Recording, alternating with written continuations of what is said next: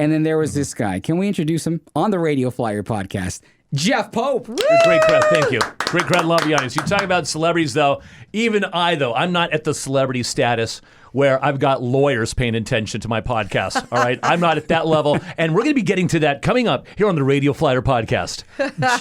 So it was 99.1 KGGI. Right. We were. I think you guys just moved across the street on Iowa from the two-story building to the one-story, bro. It was my first on-air radio gig.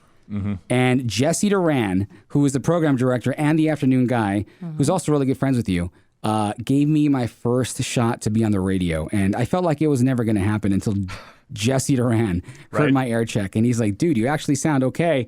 Let's put you on. And that's how it all started for me. But when I met my coworkers, I met, we met Nick Knack. And I met Jesse Duran, obviously, because he's my boss. And then down the hall are the two morning stars, Jeff Pope and Evelyn Rivas. And when I met them, I'm like, oh, this is it. This is cool. You've made it. And Jeff has been the nicest, most sincere, down-to-earth guy I think I've ever met in my radio career. And when I left to Kiss FM, I remember you were announcing for the local hockey team here in Ontario. Reign, yeah. I felt like, oh my God, Jeff, this is home, and I see you, and I'm like, you're a part of the life I know. But that's why I'm so excited to see you today, because it still feels the same way. Well, I wanted to say that when you got the job at Kiss FM, it was almost like watching one of our children blossom, leave the nest, and go to that vaunted area in LA, because you were the first. You were the very first to actually be at 99.1 KGGI, and we all had those dreams and aspirations.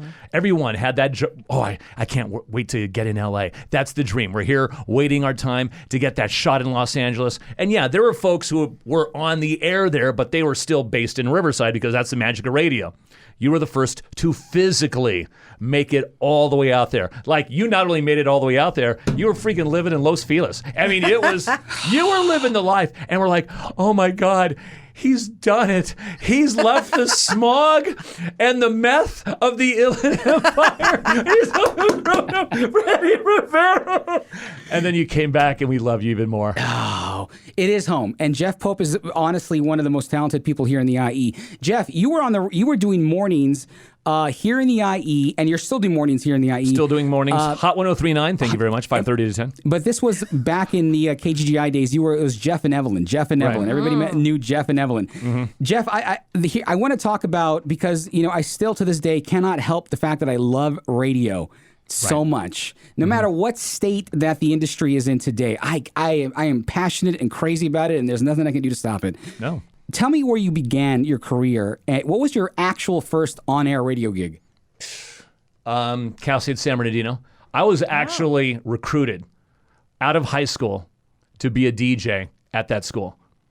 No, I'm not even lying, because when I was a kid, I was like 12 or 13, and I would pretend to be, I actually had radio shows. I would take a cassette player, and I would record songs off the radio, or I would record songs off of vinyl, and I would come out of the song, that was Thriller, Michael Jackson, I'm Jeff Pope on KJEF, and right now, let's take a look at the freeways. Oh, we have a crash on the 10 freeway, right there at Euclid, you're backed up all the way to heaven, you might want to take Foothills and Alton. Back to you. All right, let's get back to the music. This is Huey Lewis in the news on KJEF. And I would stop, and I'd play and I would do the whole thing. KJEF. Can we for Jeff Pope? Seriously, the energy that you bring. Okay, so I did that. So that's all I was doing. So I would do that. I would come home from school and do that. So no, I did not date.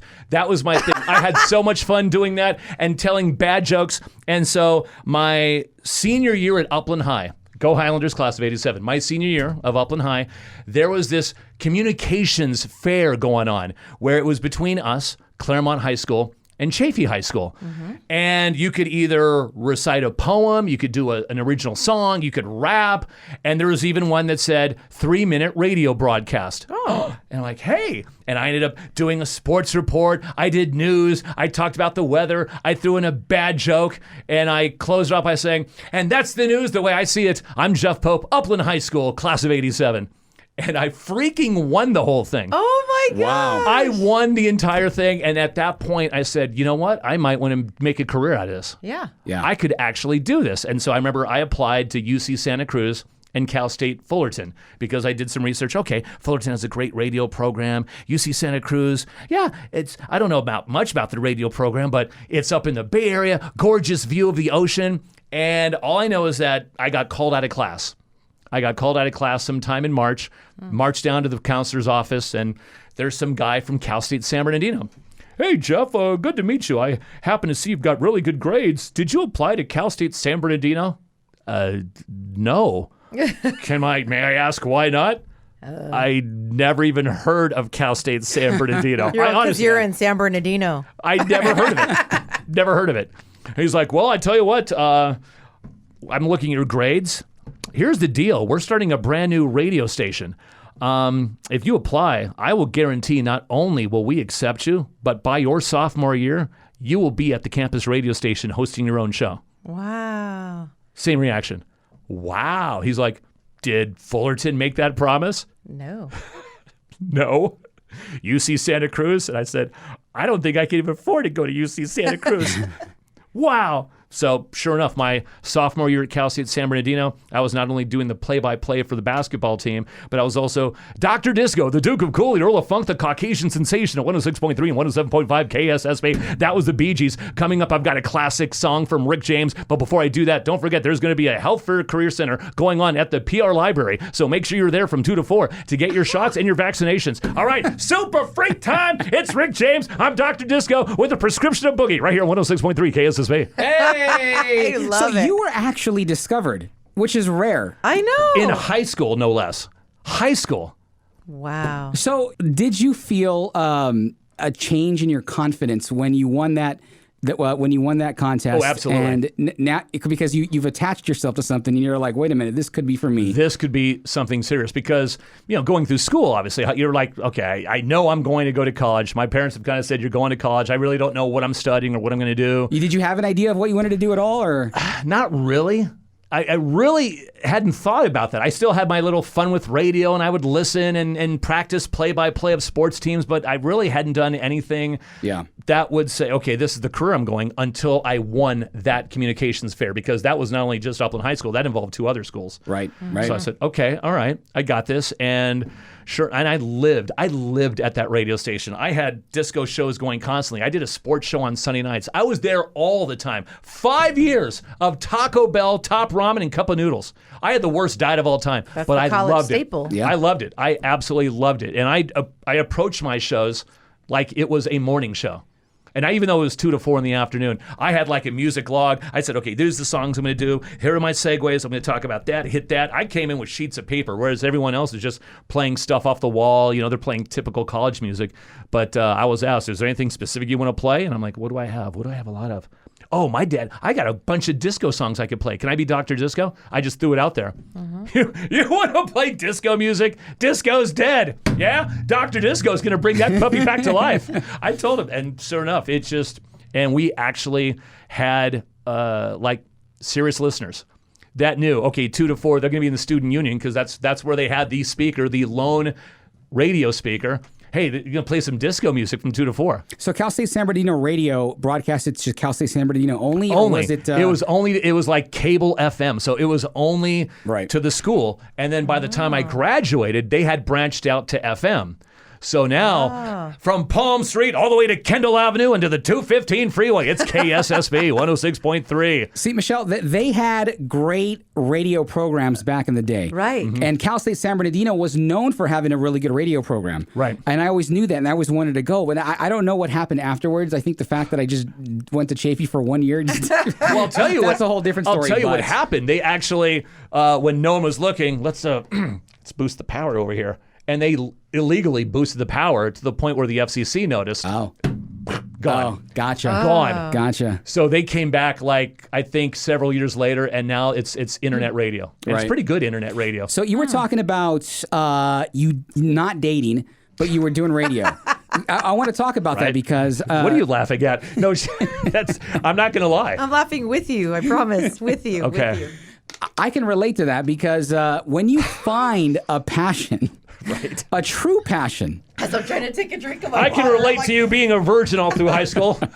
Maybe into some college. When you find something that you really, and I don't know how I can relate this to somebody who doesn't relate to this, but when you truly find something that you are just nuts and crazy about, everything else seems to take a back seat. Oh, absolutely. Yeah. Because this is something that you absolutely love, and what you get from it is priceless. It means more than what most people your age want out of life.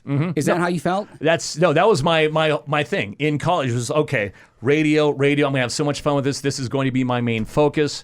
As far as finally meeting someone and becoming a man, that only happened because I was working at the bowling alley. My first day on the job, I was 18, and my friend leading me the way. Oh, hi, Jeff. Jeff, that's Sarah. Sarah, this is Jeff. And she was 19 working the front desk, and I'm the guy cleaning the bathrooms. It was my very first day, and she's cute. I'm like, wow.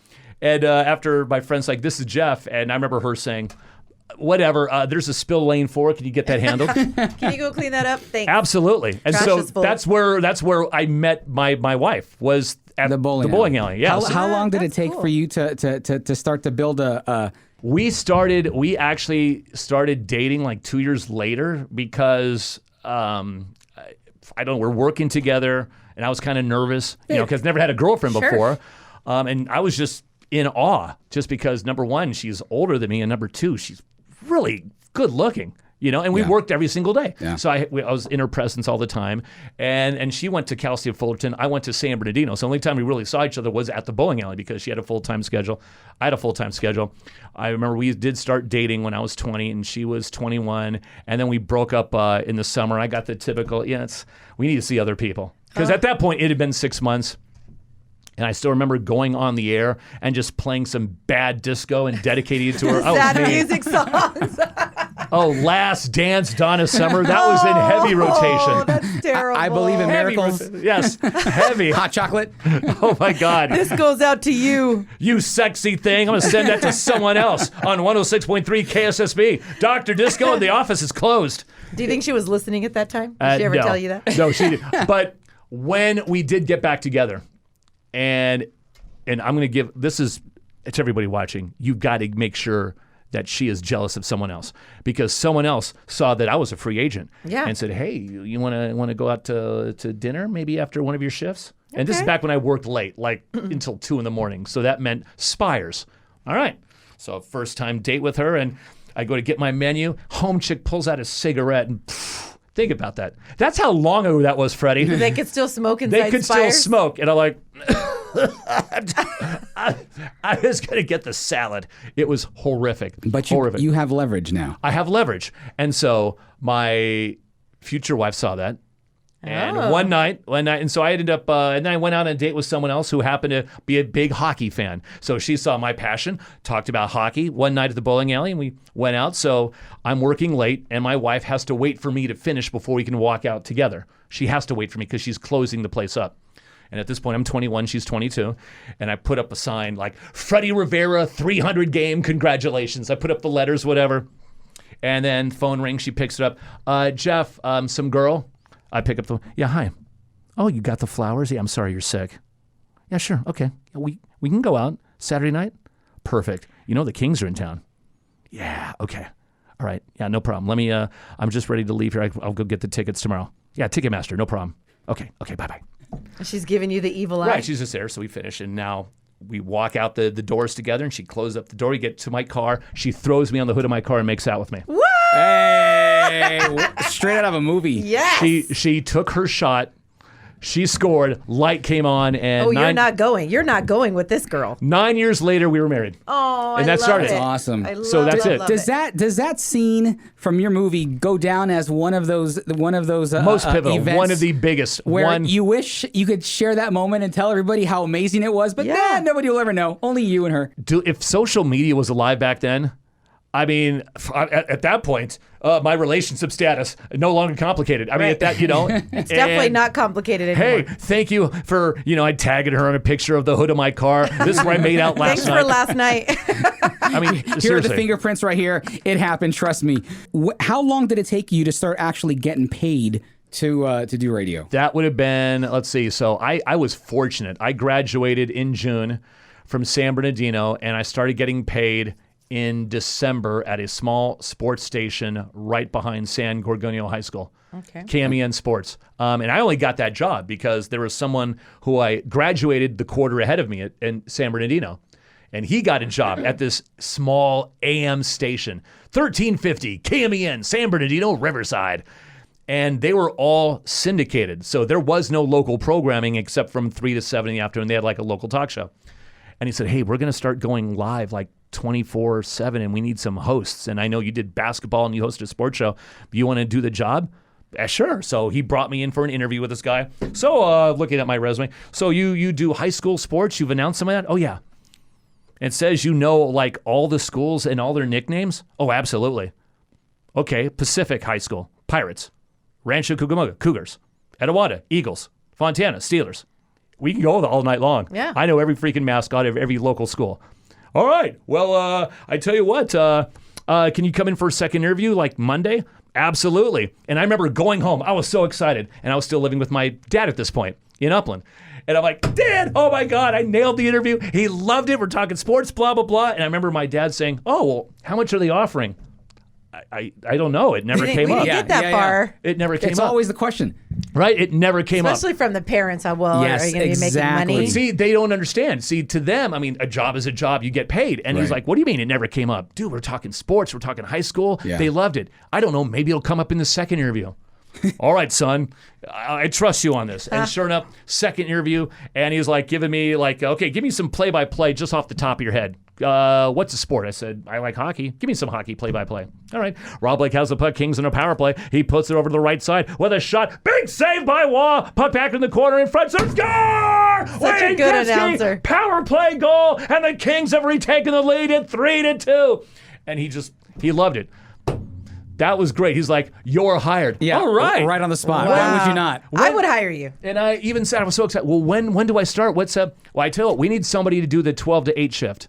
12 to 8. So like noon to 8 p.m.? No. Midnight to 8 in the morning. Oh, how does that work? Oh, so we have a talk show. You're going to thread the reel. You know how to thread reels, right? Yeah, I did that in college. Okay, so it's a talk show.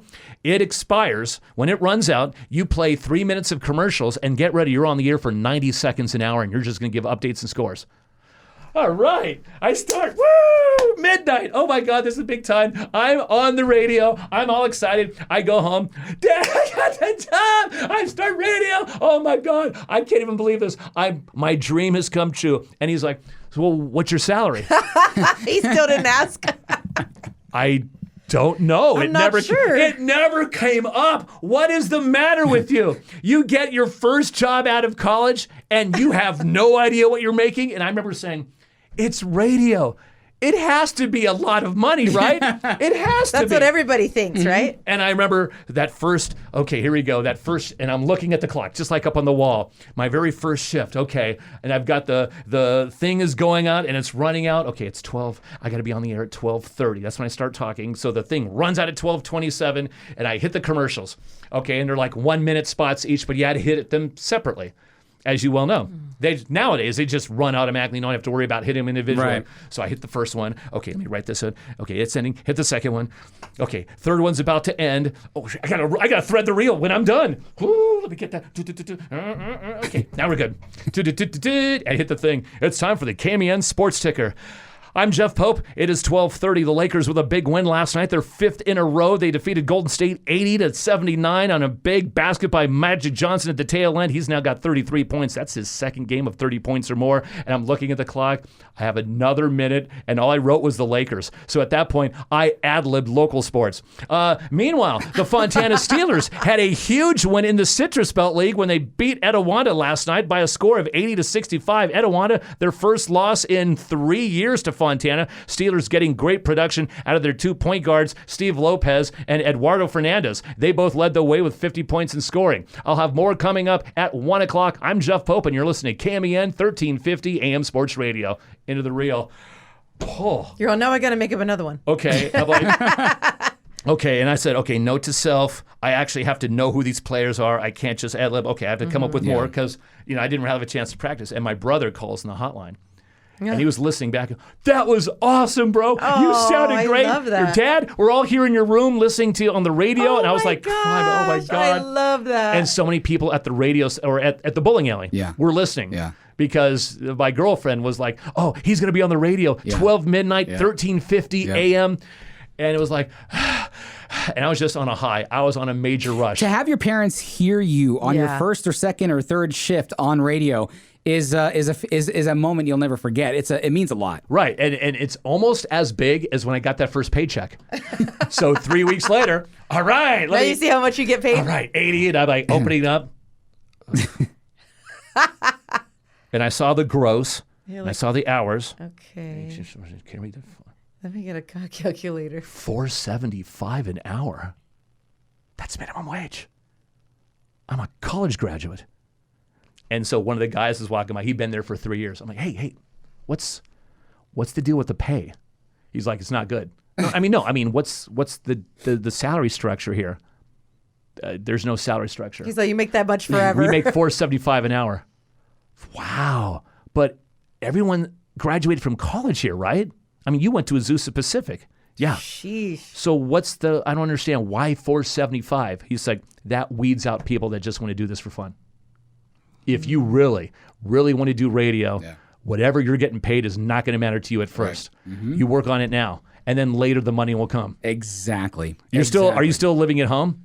Well, yeah. Okay. Then don't worry about it. Your bills are getting paid, right? Don't worry about it. Yeah. Work on your craft, and it'll come later on. I remember when I was new to 99.1 KGGI, I was about a year in on the radio on the weekends, and I already felt like the man. I went to Rancho Cucamonga High School, so it's here in the Inland Empire. Go Cougars! And I felt like all my friends are listening. I feel like, I feel cool. This is awesome. But then my mom called me and she goes, "All right, son. So listen, how come you haven't been paying your phone bill?" I'm like, I can't afford it. You're like she's like, okay, you need to get a real job, Freddie. That's fine that you're on the radio, but you can't afford to pay your Verizon bill. And I'm like, I know. So I had to pull a lot of part-time jobs. Yeah. While I was working in radio on 99.1, I was making less working at 99.1 as a part-time weekender than someone who worked at In-N-Out Burger, which is In-N-Out. Oh, obviously, that was like the dream job. And right. Yes, every time I drove past In-N-Out, I'm like, I have a college degree. I'm on the freaking radio. Yeah. And that person right there is making a crap load money than I am. Yep. Absolutely. Yeah. And I had to work at Subway, and so I got a job. Shout out to our friend Victor who hooked me up with a job. Yeah. And I felt so embarrassed because I'm like I'm making an Italian sub for people walking in, and they're going to see me and they're going to be like, "Hey, aren't you Freddie from 99.1?" Right. And I'm here on Subway. I'm like, how do I explain that? And they should say, "Yes, and I'm a sandwich artist." Yes, artiste, an artiste. You have to make it sound really creative. You're like, I'm really endorsed by Subway. This is part of my endorsement. So when you were working at the sports station, did that lead to 99.1? Oh, exactly, because I'd been there now for 2 years, and while I was at that sports station, we moved into the 99.1 building. Oh. So now we're amongst the 99.1 employees, and that's where I met Jesse Duran. Okay. He was just the part-time production director, whatever. And I saw him walking down the hallway, and he saw me with a King shirt. Because that was my, you're like big into hockey? Dude, it's my favorite sport. I played hockey. I played like in North Dakota where he was from. Really? You play hockey? Huh. I have a street hockey team that I run. We play on weekends. I'd love to play street hockey with you guys. All right, cool. Wow, that's cool. His first game, and I don't know if he's ever shared this with you because I know he was on your podcast earlier. He takes the opening faceoff, wins it, splits a couple defensemen, and scores 9 seconds into his very first game on our team. Wow. 9 seconds. You're like, okay, well, man, that's it right there. You knew. You knew right there. Yeah, so that's where we hooked up. We bonded over hockey. So now, our sports station is in the same building as 99.1, and it's getting, and I'm board opping a talk show. And by the way, when he says board opping, I'm doing this. I'm like hitting buttons. Yeah, running buttons on the board without talking about it. You got to give me this lingo. Which I don't come from radio. By the way. So now let's imagine that Freddie is the talk show host. Okay. I'm the guy with the buttons, and I'm telling him, I'm listening in this one ear, the Angel game starts in 30 seconds. Beep. Okay, I tell him 30, 30. Like, you need to wrap up what you're doing. It's Friday night. We go into an Angel game. And we get to 10 seconds. He's like, anyway, for Jeff Pope, this was our last show. Thank you so much for listening. As he says, this is our last show, I'm like, wrap it up. I turn this thing, I pot up the thing for the Angels game. It's time for Angels baseball. And I take off my headphones. You're like, what? I'm like, dude, what the hell was that? Our last show? Yeah. Yeah, we have a meeting in the conference room. We do. Okay. Go into the conference room, and there's all the sports jocks there. Yeah. And there's this guy that interviewed me the very first time. And he's like, has anyone in here played music before? I raised my hand, and some older white guy in the back raised his hand, and that was it. You're like, since 12 years old. Right. He's like, Jeff, well, I played college I played disco in college. I was Dr. Disco, Duke of Cool, the Funk, Caucasian Sensation, 106.3 KSSB. And there's some laughter in the room. All right, okay. You in the back. The guy is like, I played country back in Nebraska. Okay. Yeah, well. You two can stay. The rest of you are fired. I'm going to have to talk with you after so we can get you all set up for Monday when you start playing music. Wow. Start playing music. Yes, we're going to start playing Art LeBeau Killer Oldies. Yes. That's going to be the name of the station. Killer Oldies 1290. And I remember going home, because I had no idea who Art LeBeau was. Not a clue. Yeah. And opened the door, because again, I'm still, at this point now, I'm $5.25 an hour. And my dad is like, wow, who pissed in your cornflakes? We changed formats, Dad. We're not sports anymore. Do you still have a job? Well, yeah, they still kept me because I played music in college.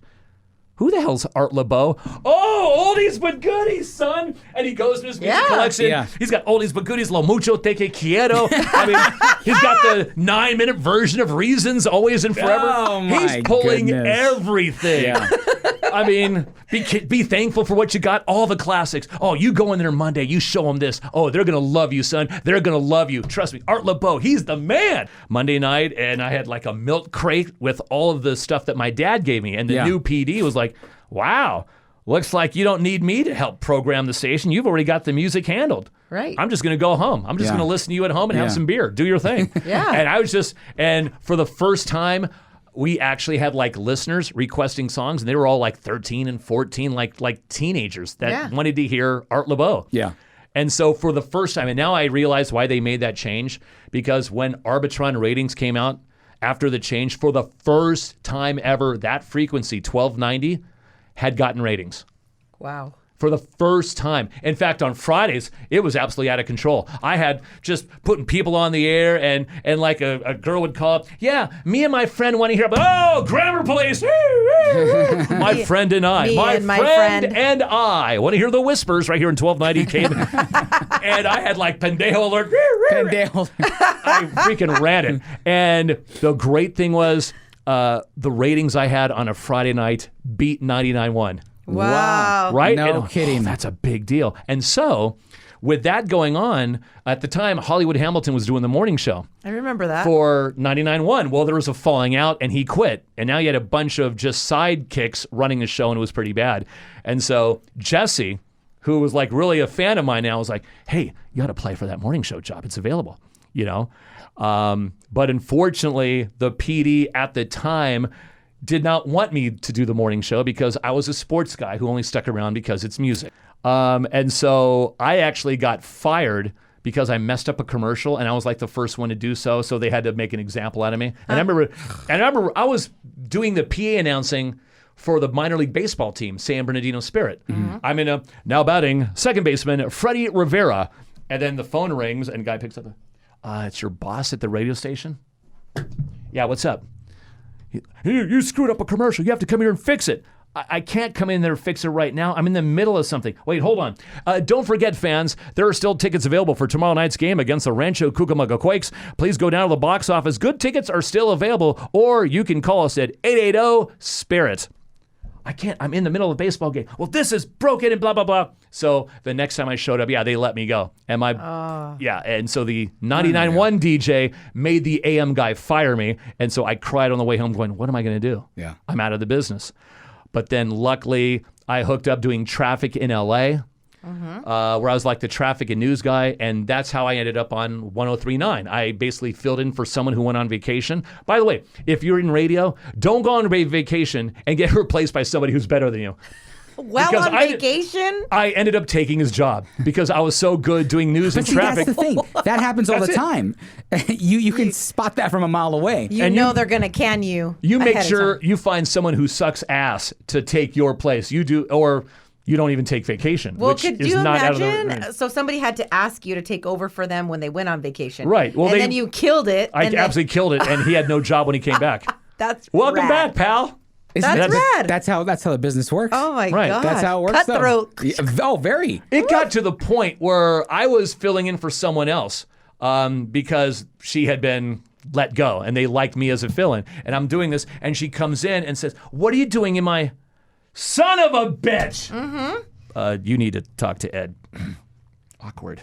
She's like, I know what's happening. Yeah, because there I was. I was, yeah. I was replacing people just because I was pretty good at what I was doing. So here I am doing news and traffic for what was then X1039. And I would sing the traffic reports like, we have a crash 91 at Moon River. Using the whole fist stock. You're backed up all the way to Breakview. It's a horrific and it's a strenuous job, and just doing that whole thing. And so as that's going on, they asked me, "Hey, listen, you're freaking phenomenal.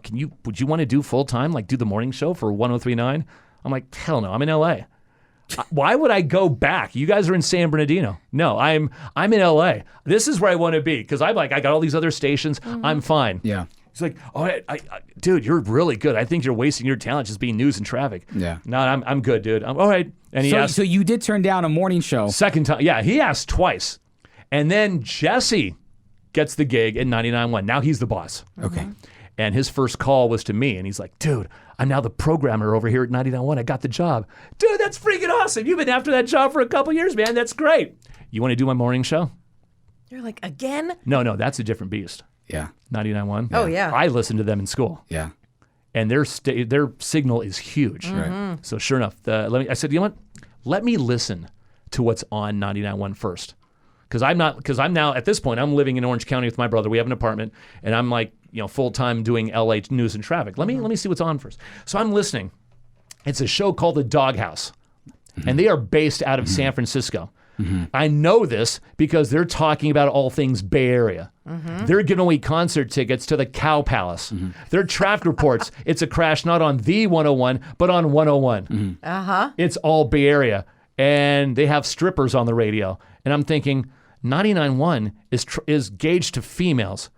This show is freaking horrible. I am absolutely replacing these stiffs. Absolutely. And so I went over to traffic. I said, turning in my 2 weeks. "Why? You're doing great." Sorry, 99.1. I took a pay cut to go from there to 99.1 because as my girlfriend said, because at the time we're now engaged, and I said, I've got security, man. I'm like in LA, I've got job security, but man, 99.1. She's like, "You didn't go to college dreaming of becoming a traffic reporter." And I don't want to live with a man who's going to spend the rest of his life saying, what if I took that job? Good But point. let me hold you there, because isn't it nice to have a full-time job in LA, living in Orange County? Absolutely. And things are blissful. Absolutely. The pay is pretty good. It's a different lifestyle. You're breathing different air. Yeah. So to want to come back to the IE, I understand that, because for those who are outside and don't understand, when you go from a smaller market to a larger market, Right. everything changes for you, right? So you had to wait for the right opportunity to come. You did the right thing by turning down X1039 twice. Right.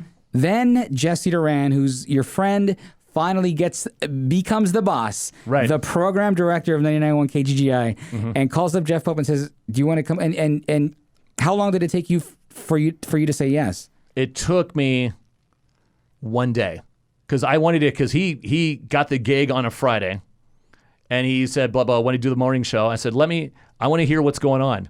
So I listened. Well, I'm doing I'm doing news and traffic for all these other stations, and I'm listening in to 99.1 and I'm hearing a San Francisco-based show. Yeah. Just talk about all things San Francisco. I'm like, these guys are freaking horrible. Right. I'm absolutely taking this job. Absolutely.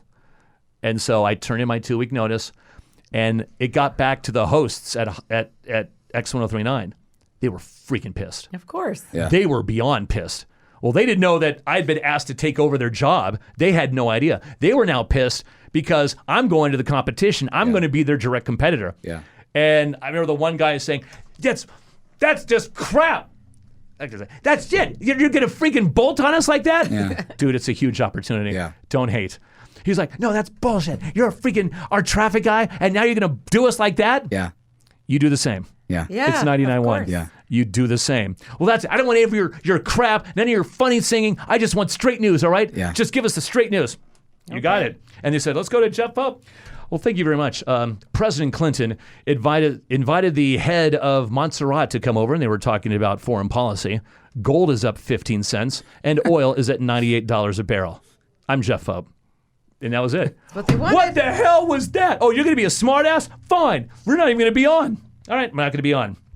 The general manager calls me and says, fuck those two. I offered you the job because you're good. I want the 2 best weeks I can get out of you, and I want to thank you so much for not just That's leaving awesome. us. That's very You're giving us 2 weeks. Yeah. You go out and do your thing. And sure enough, the very last report they tossed to me, they said, all right, this is the last report for Jeff Pope. He's moving to bigger and better things and greener pastures, and we want to thank you for the 5 years you gave us. And now it's your final report. I said, there is no traffic, so I'm just going to go start singing.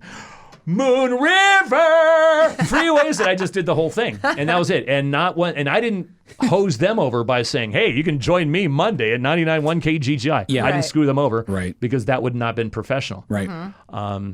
So you I'm assuming you have like a tiny little break between the 2 jobs. And did you go straight Like a week? 2 days? It was. I left there and I started on Monday. No, there was no break. Oh, there was no break. There was no break. Don't you love that? See, And here's the thing: not only was no break, but while I was finishing my last week doing mornings like the news and traffic, Jesse had me come in and do a couple of overnight shifts, like from 12 to 3. So 12 midnight to 3, just to figure out the board. Yeah. And then from there, I drove into LA to do the traffic and news. right. So That was redunculous. But don't you? But don't you feel like things are working in your favor now, though? That this extra hustle is worth it now because this is Well, no, I look back on it and I'm like, what would have happened if I hadn't done that? What would have happened if I did not do that? Right. Or if I did that and did this and did that? And the fact that I was living in Orange County and I would drive to San Bernardino to do a 12 to 3 shift, and then from San Bernardino drive all the way into LA to do my normal job, drive back to Orange County for a nap, and go back, because I had a split shift in LA. So those are the that hardest. means Oh my that means gosh. like you're doing a 4 to 9 and then a 3 to 7. Right. So there So was a you have break to in- come back. Yeah. KC was here and he was talking about having a split shift too when he was doing the Love Zone. He was doing I think promotions, or I don't know what he was doing. Yeah, I think during he the was day. doing promotions during the day, right? And then he came back to do the Love Zone at night, Yep. which started at 10 o'clock. So now this is the beginning of the Jeff Pope in the morning and then 99.1 KGGI. Right. How did your first couple shifts go? What was that like? I was the most nervous I've ever been in my life, because this is now a station I grew up listening to. And I'm like, okay, this is big. 99.1 morning show? I'm like following what? Hollywood Hamilton and Woody and Shannon and the Breakfast Club. I mean, these are guys I listened to when I was going to school. Mm-hmm. So it was just, oh my God, nerve-wracking. And originally, it was Jesse and I. It was the 2 of us. That's right. It I was remember just that. Jesse Yep. and I. And he was in charge. So Yes. I was like kind of the sidekick, and Yes. he was doing things. And we had producer Michelle from JJ Fad, Michelle Franklin. Oh, JJ Fad, Yeah. and I'm here to rock. I know who she is. Yeah. All right. So we're doing fine. We're doing really fine. And I get married.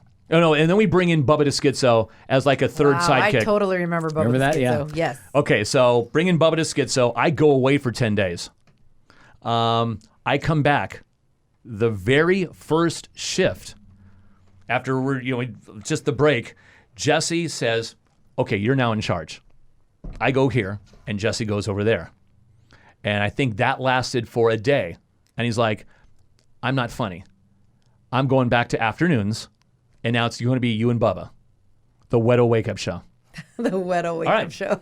This could work. This could work. Problem was, only one of us had work ethic.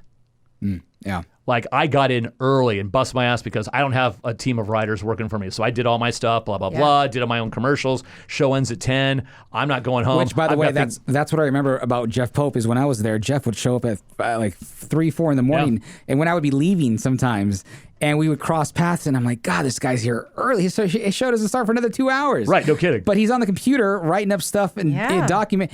And I go, he's working. Jeff, let me just say, for those who don't see it or don't know it, Jeff Pope's work ethic is truly phenomenal, and it's one to witness, and it's inspiring. It really is. It's one to witness. That's true. Because you don't have overnight people to see that anymore. That's right. That's true. Mm-hmm. Folks just think, well, what do you do? You're only on from 5:30 to 10. What do you do the rest of the day? I'm either working or napping.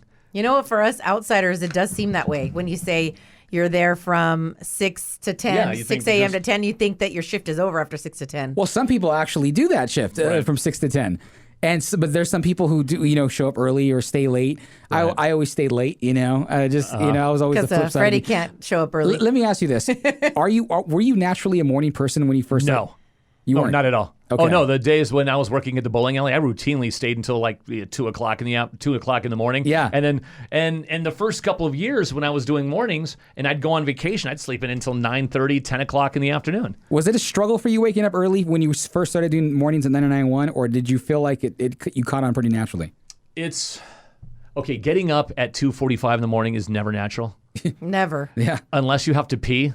You go back to bed. There's no reason getting up that early in the morning. So that took a lot of energy drinks just to get ready for that. So you woke up at 2:45 in the morning But it was easy at first because I was so excited. Yeah. I'm on 99.1. Right. Oh my God. Yeah. I do a morning show. What time would your show start? 5?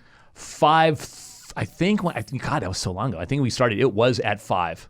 No, was it? No, I think it's always been 5:30. Now that I think about it, it's always been 5:30. Okay. But I've always been getting up at 2:45. I always wanted to make sure I'm there 2 hours of prep, 3:30. Yeah. Wherever I am. Yeah. 2 hours of prep. That's insane. And that hasn't changed now. So yeah, Bubba and I, whatever. And then they bring in Evelyn because Michelle, our producer, left. And so now we wanted to have some kind of female voice. There had to be something. So Evelyn was on Radio Disney. Brought her in, That's and right, she's yeah. hanging out. Mm-hmm. She's actually hanging out.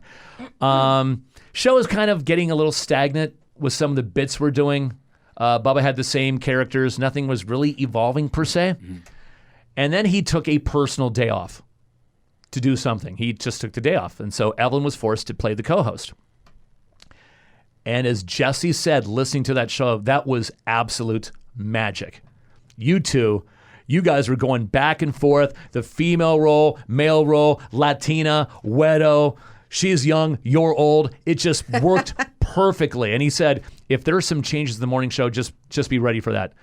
And sure enough, after Friday's show, Bubba went home and Jesse's like, okay, it's going to be you and Evelyn. Wow. It's Jeff and Evelyn. I remember going home. Now, at this point, my wife is working at UC Riverside, which is just a couple blocks away from the radio station. Yep. Mm-hmm. We are both commuting from Pomona. And you're like, why are you living in Pomona and you're both living in Riverside? And so at this point, we're looking for a house. Right. Mm-hmm. I get home and I go to my wife, good Lord, I don't think we should be looking for a house anymore. They just paired me up with a freaking 20-year-old. She was 20. Wow, that is young. Yeah. And my wife's like, wow, that's young. Because at that point, I was 32. So 20. Like, just is fresh-faced. Yeah. And she's like, well, there's a reason Jesse made that move. I trust him. He was smart enough to bring you in.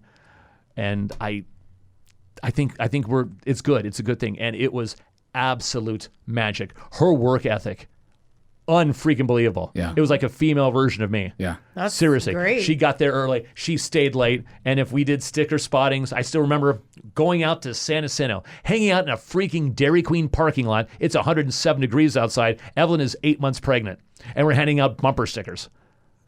Yeah. That's the work ethic. I'm like, that's freaking outstanding. You know what? It wasn't it the perfect morning show for the IE. I listen to it all the time. When people still message me on Facebook and Instagram, they're like, so who are you interviewing next? Because they saw I interviewed Nick Nack, right? Casey, Jesse Duran, and somebody messaged me because I didn't tell nobody that I'm interviewing you yet. Okay. And they're like, oh my God, you should interview Jeff and Evelyn. You should interview, and that's happened a couple times. So I'm excited to when I put the show together, everyone's going to be pretty excited to hear you and see you live in person. So I'm just amazed at the love that we got then. I mean, just the era. Yeah. That was 99.1. When you look at everybody that we had and the talent that we had. Yeah. It was just mind-boggling. And even to this day, I just had, at Hot 103, I just had a woman say, can you wish my son a 29th birthday? You've been giving him birthday shout-outs since he was 10, Jeff Pope. Oh, that's great. 29. So eventually later on, just to explain how I ended up getting back to Hot 103.9, Jesus. And it's just, a series of job cuts. And it was funny. I was even telling Evelyn, okay, because she was worried. She was worried that something was going to happen to us. I'm like, there's two of us. We're bringing in endorsement money. We're killing in the ratings. Yeah. What are you going to do? Leave you alone? Leave me alone? We're fine. Yeah. Right? Especially after Jesse was let go, and then some of the salespeople were let go. The general manager was let go. A giant bloodbath because people are getting fired left and right across the country. Right. And then when it came to 99.1, it was almost half the staff. Yeah. And so I remember it was a Monday. And these corporate folks, suit and ties, whatever, guys, and they come in the studio. Hey, I gotta say, man, you guys are sounding great. Ratings are great. Keep up the great work. Thank you. And he shook my hand. Just good job, guys. Just keep it up. Leave. And I said, see, Evan, what are you worried about? We sound great. Yeah. Next day, it's a Tuesday, and I remember I finished the show, and I asked the then PD, hey, what happened? Are corporate gonna be here? They might come back. I haven't seen them. Oh, okay. I'm in a little studio, probably small. That one problem. Yes. Probably a little smaller than this. Right. And I'm working on a blog because I'm going to be with these kids fighting cancer in Chino Hills. And a sales guy said, hey, can you put up a blog for me? Mm-hmm. Sure. Okay, it's 1 p.m. at this point. So I've been at the radio station, let's see, about 9.5 hours, typing away. And all of a sudden I look up and it's two suits and some chick I'd never even seen close the door. Yeah. And like, today was your last day. We need your car keys. My car keys. Because remember, I was driving a tricked out Camaro with my face on the door Yes, it was an and the endorsement car, Popester on the hood. It was an endorsement vehicle Yeah. from MK Smith Chevrolet. Thank you very much for that, MK Smith. How am I getting home? That's been handled. No, seriously, how am I getting home? I give my car keys, and the person in the middle is like, and here's your insurance stuff. I'm like, I've got my wife's insurance. Radio insurance is garbage. And this last guy over here behind me, he's like, I need your phone. Wait a minute. Why do you get my phone? Well, you do AT&T commercials because you pay me. This is a Verizon phone. My wife bought this for me. Oh, I'm sorry. Yeah, do your research before you fire some guy. This place blows. I'm getting fired. Send. Oh, don't worry. That's just a joke. I wouldn't want anyone getting upset. You get rid of a guy who gave his blood, sweat, and tears for radio station for 13 years. How am I getting home? Just come with me. And they led me out the back door, and there's a cab with the back door open. And I said, a cab? You're sending me home in a cab. I live in this city. We're just trying to keep it professional. And they just basically kicked you out. Okay. Well, hey. How long did the whole meeting last? I mean, it was 5 minutes if. And they don't give you guys any notice. No. They're not required to give you a 2-week notice. There was no mention. No mention at all. Oh my God. I had my backpack. Do you need to get anything? Nope. I got my backpack because I could see some of the writing on the wall, so I made sure not to leave any personal belongings at this point. So I just had everything in my backpack.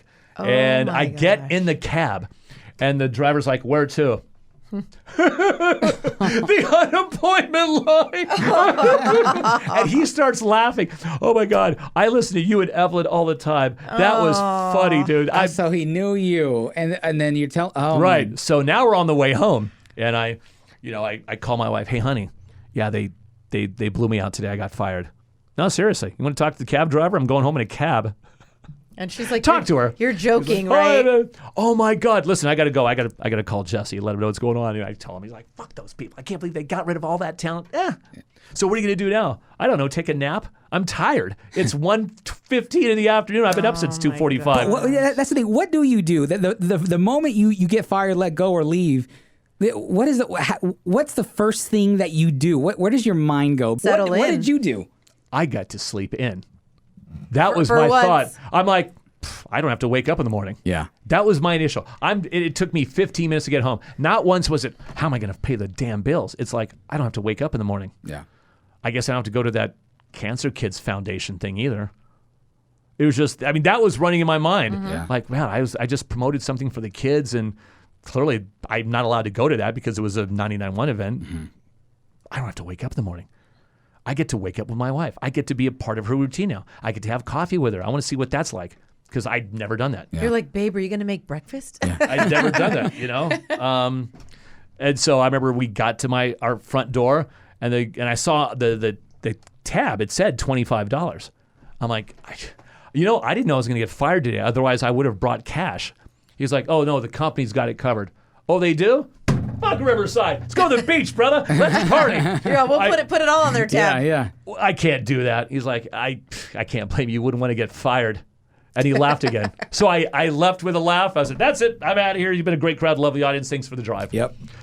Went home and then it was later when Evelyn sent me a text, or no, she called and she was like in tears. Yeah. I think that was the hardest part. Yeah. Because I had spent more time with her than I did my own wife. Yeah. Yeah. For like a span of 12 years. It's your work wife. And as my wife would complain, Evelyn got the best of Jeff Pope. Yeah. 12 years. My wife got the tired version of Jeff Pope for most of that time. Right. Except on Saturdays and Sundays. Right. So that was the hardest thing. Yeah. Was saying goodbye to that. And then luckily, because of a connection, someone knew who I was from my work down here. I was able to beat out 250 applicants to get the job up in San Jose. But see, here's the thing, though. See, you were so big and you were so loved, and it's got to be hard because when that happens, it's one thing to get fired, for the dumbest reason or no reason at all, but to have your fans continue day after day to hit you up and message you, what happened? Why aren't you this? Why aren't you that? How did you handle the social media and your fans afterwards? I spent literally all day responding to every individual post, every individual email because all I got is time. Yeah. And they had made me who I was. Yeah. They had made my career at 99.1. I mean, I could otherwise I'm talking into a vacuum and no one's caring. Yeah. And they had to go through their own grieving process of you were their favorite. True. True. Very true. And they were so sad and wondering what happened. Because they have no control over it. Right. They have and of course in radio, no one says anything. Yeah. I was not to post anything on social media that would result in negative outbursts towards the company. Right. Otherwise, I would kick my last check goodbye. Wow. Yeah. So that's why. That's why probably Jesse didn't say anything. Yeah. I didn't say anything. I'm like, I'm under contract. I can't. Eventually, people figured it out. Yeah. Yeah. Because I've been gone. I mean, I got let go in July. Yeah. So folks probably thought I was on vacation, but then I stayed away and all of a sudden, here's some new guy and some new girl along with Evelyn. And I felt bad for her because she had to deal with that, the fallout. I didn't have to answer the phones. And I had people saying, you guys suck. I'm not going to listen to you anymore. Is that what the phone calls were coming in? Is that what they were saying? That's what you heard they were saying? I even heard that the guy that replaced me was threatened by a gang. Oh my gosh. Well, because I also did Saturday mornings. I did 3 Saturday mornings out of the month. Yes. Originally Evelyn was doing most of them. I said, you know what, you got kids, spend time with them. I'll come in, read a paper, have an energy drink, and just play songs because it's a lot. Saturday morning, you're just playing songs and whatever, doing some shout outs. What I did every Saturday morning, though, I always brought a $20 bill with me to the radio station because we always got car wash shout outs. Something happened to someone the day before or the night before. Right. And I would announce the car wash. Yep. And then I would go to the car wash after my shift was over. You would. Hey, I'm that's Jeff nice. Pope, 91. Hey, Wedo, we heard the shout out you gave. Hey, listen, I only have $20. I'm so sorry. Can I? Yeah, no problem. Hey, can we get a picture? Yeah, sure, no problem. Do a You picture. actually went to the car washes That's after shutting them great. out. That's awesome. Absolutely. So what I heard was that the guy who replaced me did a Saturday morning and he got a car wash shout out and he just blew it off.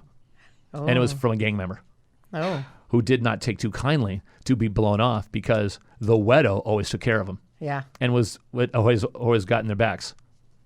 Wow. And so that's just part of the IE is you've got car washes, they're out street signs, and we're in the community. That's your people. we don't. That's just we have that unspoken rule that help each other out. That's who we are in the IE. There was such a huge sense of community. Yeah. Probably more than any radio station out there that I've worked at. We were literally everywhere. Yeah. And I'm sure that do you still talk to some listeners? 'Cause like I still keep in contact with like Kathleen, for example. And, Escalante. Absolutely. Yes, Oh my gosh, you guys know them by name. There are certain listeners that they were a part of your lives and they are still hanging on. Well, Kathleen messages me, telling me, that there was Jesse's doing this, or there's going to be a funeral for 5 Cent, here, and she's giving me the update and details, and she's like, just to keep you informed, and I'm like, that's awesome, and I don't know if that would ever happen, in another market. There was something special about the IE. We were personal. We would actually go to people's homes. I mean, that's what we did. Yeah. We would go to homes. We would drop off food. We would actually be a part of listeners' lives. Do you remember the backyard barbecues? Those were epic. To this day, I'm going to shout out Ariana Castillo, and she's one of our listeners. We were at her backyard barbecue. She was 17, and she just turned 29. And is like wearing a Hot 103.9 t-shirt. And I've watched her grow up. She's now married, and the rest of the family. It's just, we did the backyard barbecues, and we were like really a part of people's lives. Yeah. It's just mind-boggling. I always love that about the station. Yeah. Always. Very in person, street hits. I mean, we were doing things that was expected when these were fading out in other markets. It was just no other stations would be doing this. I used to have friends call me or text me, I hear Freddie on the radio, or isn't that your friend? All the time. Or they would say, you didn't hear him? He just wished you happy birthday. I'm like, I wasn't even listening. But he would record it, and he would send it to me if I wasn't listening, or he'd be like, hey, I need you to listen at this time. And so he would always be like, to one of my best friends, happy birthday, whatever. And people would record it. Oh, don't worry, I got it. I got it recorded. I'm sending it to you. It was the coolest thing. Well, everybody knew. There's something special, and I want to ask you this, Jeff, about growing up and working in the same market, which outside in the real world, it doesn't happen too often. Rarely happens. Very, very special and unique how it happened for you and I, and for Nick Knack, and for a lot of us from 99.1. Why didn't you ever think about leaving the market or even the state? When I did, the only time I did was when I was like just graduated from college. And because I graduated in June, I didn't get the job like behind San G until December. So I sent out a bunch of, and I'm throwing them out to all kinds of podunk towns, whatever. But a perfect example of that is I get laid off from 99.1, sitting at home. I've got a map on the wall. All right, because now it's time. Okay, where am I going to work? I've gotten over my sullen period. I can't keep staying up till 1 in the night listening to songs. Did you go through the Anchorman period where he grows a beard and he's Oh man, I showers once a week. No shaving, no nothing. It was bad. Spoiled milk. Put up a map on the wall. All right, honey, where are we gonna go? Where am I gonna apply? And she grabs that mark. All right, no way in hell we're living in the South. It's too cold up in the Northeast. There's nobody in the middle. I'm like, okay, so what? The West Coast? Yeah, you're all Seattle. She's like, oh, Hawaii. And I'm like, minimum wage. So now, okay, so I've got what? I've got Seattle, Portland. I've got the Bay Area, LA, and I can't even get a word in it edgewise. I've got San Diego, Phoenix, Vegas. She's like, give me that. Phoenix is too hot. And I'm like, okay, Vegas? You can commute to Vegas. All right, so that's what I'm working with. And sure enough, I was sent, and I happened to see. So once we did the whole map thing, there was a thing that came over in the trades. And I remember seeing this news clip when I was still at 99.1, but then it came over. They're still having a hard time filling the shoes of the departed Bill up in San Jose who passed away from cancer. If you have a tape and you'd like to turn it in, they're looking for a new morning show host. Oh. God, I don't like having to replace somebody who died of cancer, but I know. I sent it in, and now it's time to do a Skype interview with the host, and her name is Marla, and she had been it was Bill and Marla for 17 years. He dies of cancer, and he had worked up until I think 2 weeks or 3 weeks before he passed away. Wow. Okay. Wow. So it was in the summer. He passed away in the summer. So now we're doing a Skype interview, and we're just getting along extremely well. It's like she's this rock and roll chick, a spunky mom, kind of like Evelyn, except not as young. I'm like, okay. And she's like, and I kept saying, it's San Jose. And I'm like, well, I love San Jose because it's a hockey town. I'm a hockey guy. I love hockey. Yeah. The co-host was like, you're not a Sharks fan, are you? I'm like, you know what? I'm a hockey fan. Hockey comes first in my life. I'm a hockey fan. And she's like, oh, cut the crap. You're a Kings fan. The Kings suck. I'm like, oh yeah? You're like, watch whoa. me eat up some Sharks' ass. You come at me with your smack. You better be able to run it. What has San Jose done? Oh, they've done more than Kings. Oh yeah? Wayne Gretzky is the only reason your damn city even has a hockey team. So how about you True. show some damn respect? Petey is laughing. He's off to the side. So it's she and I over computer terminal, and he is laughing his ass off. And he's like, okay, you know what? I'll get back to you. Thank you so much, Jeff. Thank you for your time. All right, I'll talk to you later. And then the GM calls. And he thought that was hilarious. And he's like, we want to offer you a job, so check your email for like an announcement. Wow, cool. And I tell my wife. So now my wife's like getting excited, like, oh my God, we might be moving places. Yeah. And I see the offer. It's like 6 figures. Well into it. And I'm like, honey, look at that. And she's like, wow. So She's packing. right, she's packing. So I remember right before the offer though, right before it was official, they flew us up there. So I could meet some of the people just to later around. And I'm like, okay, this has to be a good sign, right? They're flying us up there. Radio stations don't have that much money. They're flying us up there, and they hooked us up with hockey tickets. Yeah. And then they gave her a rental car so she can just tour some of the local shopping. Cool. Yeah, so whatever. So I'm meeting all these people, whatever. We go out to dinner on their tab, and then found a cool bar in downtown San Jose, and my wife got completely trashed. Absolutely trashed. And we're walking back to her hotel, and she's like, oh, it's time to celebrate. Come on, honey. Right? And man. so it was just, wow. And so I remember right before we went up there, I called my brother because he hires, and he's like, he's got his own business up in the state of Washington. I'm like, dude, they're flying us up to meet people. Is that a good sign? He's like, I'm not going to waste my money on my second favorite candidate. Right. I think you're in. Don't screw up, bro. Yeah. You're in. Yeah. And so we get settled. She's still down here with our dogs. It's expensive. And I see now why they offered me the money they did. Right. It's expensive as hell to live up there. Yeah. I mean, I'm Very. looking for a place to live, and my wife is sending me I'm like, okay, here's an apartment that matches the money. She's like, oh my God, there's rats in that place. And I happen to find a converted dorm room. Like in what used to be a hotel, and now they rent out the rooms to like temporary workers. Okay. It was 200 square feet, Whoa. $11.50 a month in rent Whoa. to go with the mortgage on the house we still have in Riverside. Yeah. So, and I get up there, I'm like, okay, honey, do not quit your job. I want you to, if you can find a job up here, because she works like at colleges. So I'm like, if you get a job at San Jose State, UC Santa Cruz, you cannot quit your job. It's freaking expensive. So for a year, I lived up there Monday through Friday and would fly down for the conjugal visits on weekends. Conjugal You would visit. fly down every weekend. Every Friday, and then go back up Sunday night. And so there was a group of us that I began to run into on Fridays back at the airport in San Jose who made killer money up in the Bay Area and flew down to live here in the IE. Did that get tiring for you, or It got tiring because I only got to see my wife on Saturdays and Sundays. And I had to bolt like at 4:00 on Sunday afternoon and make it to the airport. Right. Yeah. But man, by the time Fridays rolled around, I was flying during the morning show. I couldn't freaking wait. I'm going home. Yeah, I get to go yeah, home. I get to see my wife, get to see Yeah. my dogs. And I would come home and the dogs would freaking my wife would pick me up in Ontario and the dogs would be in the car and just that's freaking. awesome. So that was cool. Luckily my wife, when she finally told me that she got a job at UC Santa Cruz and so she could move up there, I was so freaking happy. But there was one time, her first time she interviewed for a job up there, and I said, let me give you a tour of the radio station, and then I got to show you where I'm living. It was again right next to a bowling alley. So we go into this place, and I open up the room, and here we go. It literally, okay, one step, there's the bathroom. One more step, here's my little walk-in tiny closet. 2 more steps, my kitchenette, there's my queen-size bed, there's my TV, and my chair on rollers. Yeah.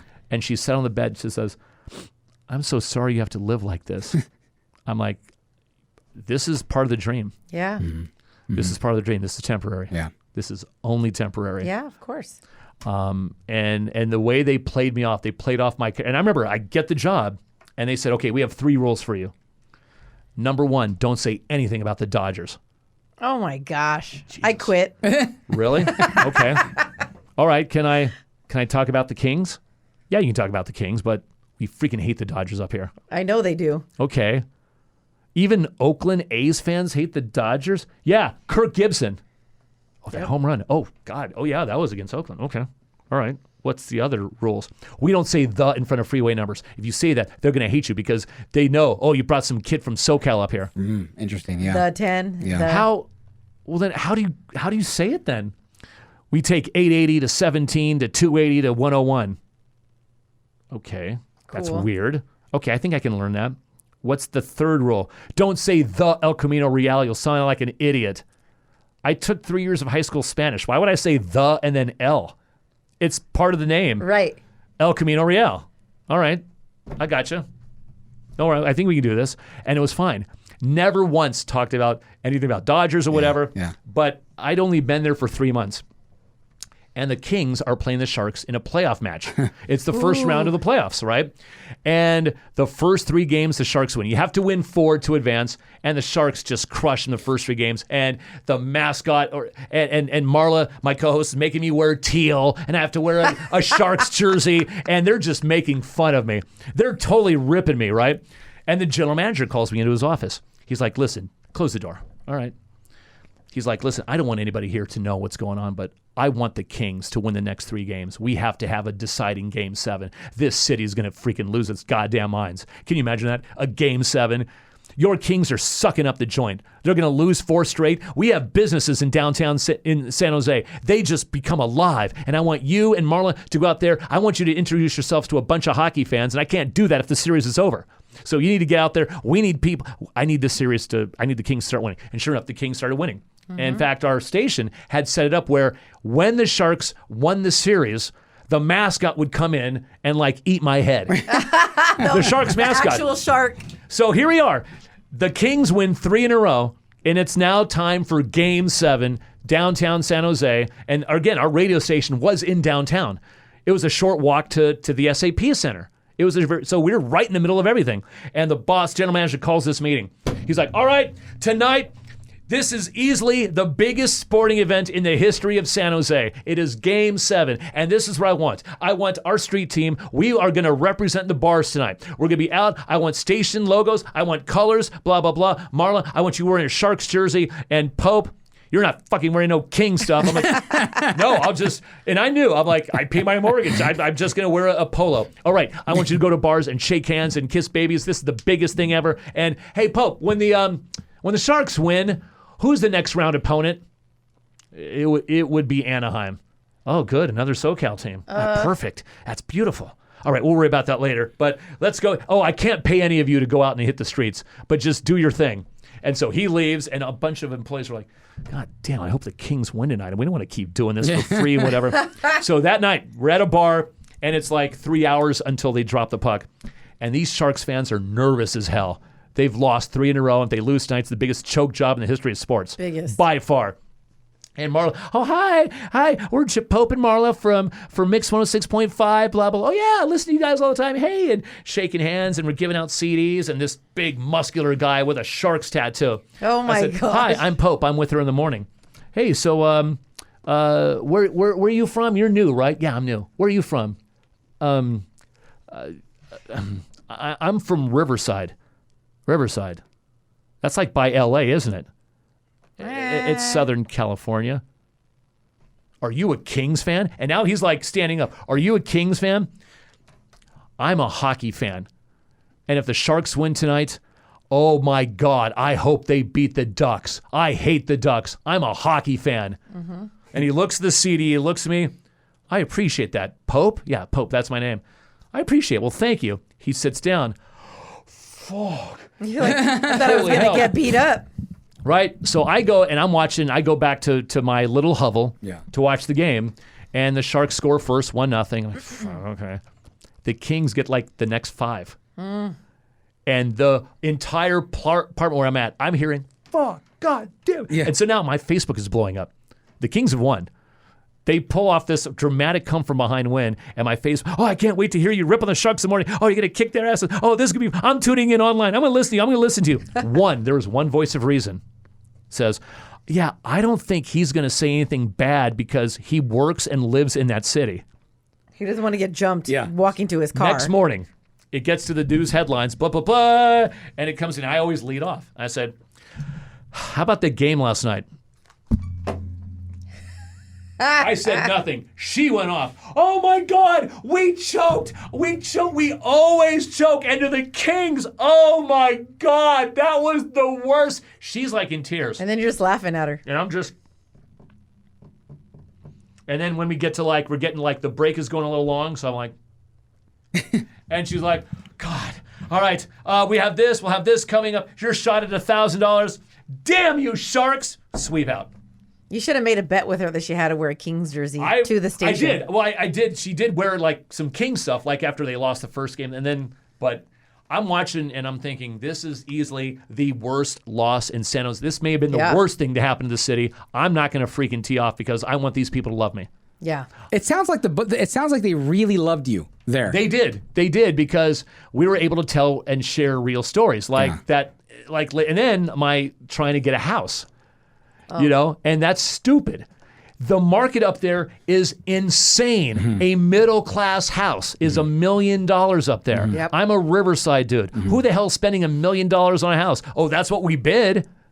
And it was like for a regular house. Yeah. Mm-hmm. But that's the reality because I want to get planted. Yeah. And it was stupid. And we would take calls and people were like rooting for me.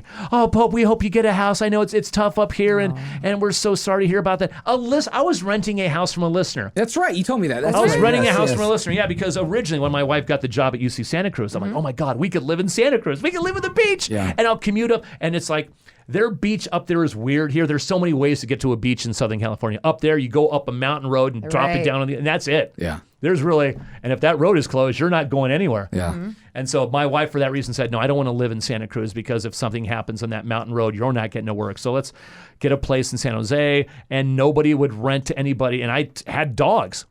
In fact, that's even harder. Yeah, and I even had one real estate. I still remember this real estate. And I had called her up. I said, yeah, I can't find anything that rents to dogs. Why is that? Oh, you know, people really don't want to rent for dogs and they just don't want dogs in their homes. Yeah, but the money still spends the same way. I said, I just came up from Southern California. And she's like, did you bring your dogs with you? What do you think? Did I bring my dogs with me? They're children. You have to bring your dogs with you. And I shared that story on the air.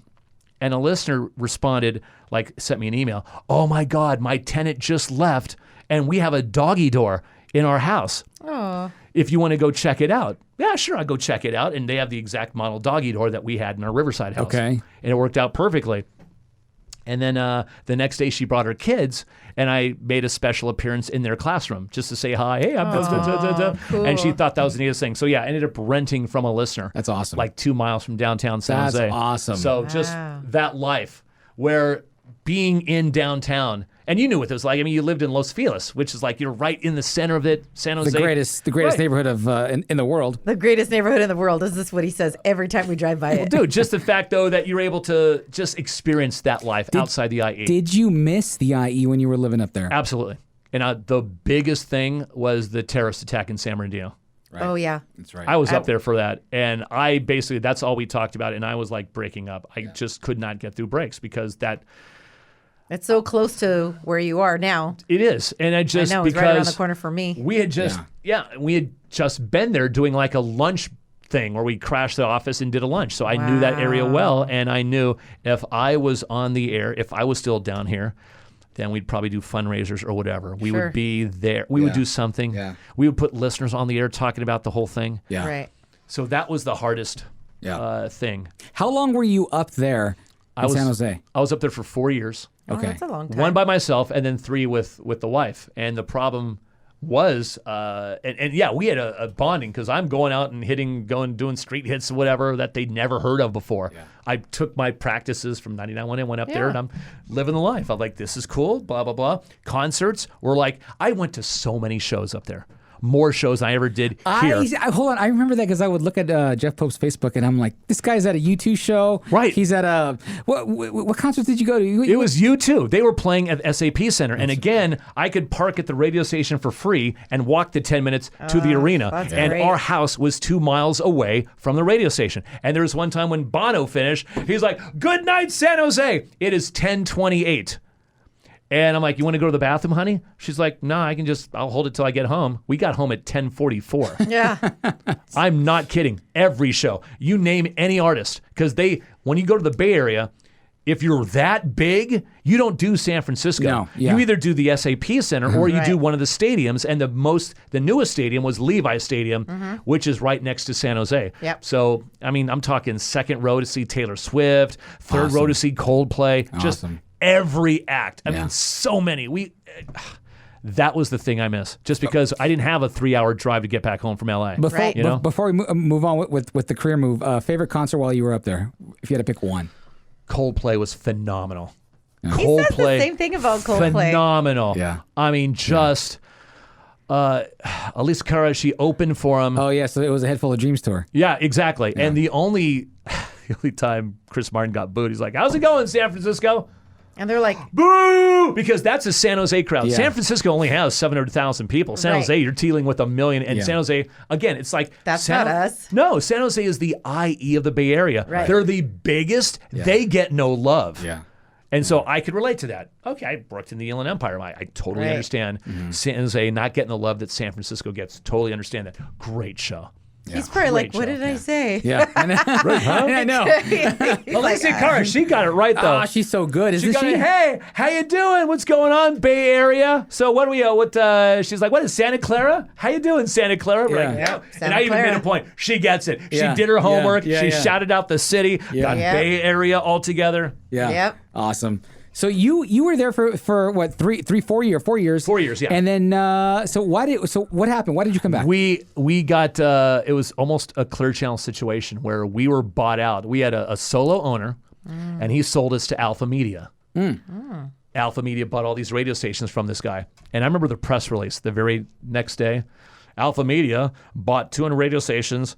They borrowed $350 million at 8% interest. I saw that. Oh. And my co-host, because we shared the same office, I'm like, did you see your email? That's not good. That's not good. They're already $350 million in debt. That's not good. 8% interest. What is their credit score? 5? Right. That's tragic. 8% interest? Your credit must be so bad that your cash isn't accepted. True. That was garbage. And then sure enough, one right after that, a new press release says, hey, this morning show is now taking over here. This morning show taking over there, blah, blah, blah. At the same time, we're putting in stupid bids on houses because I don't want to keep wasting money on rent. And so one day I get called into the meeting room and the door is closed. So I'm in there and I text my PD, where are you? We're in the meeting room. Door is closed. Come on in. Open the door. It's the PD who looks like he had to put his dog down, the human resources person, and this new GM from 2 weeks. I already knew. You're like, oh, God.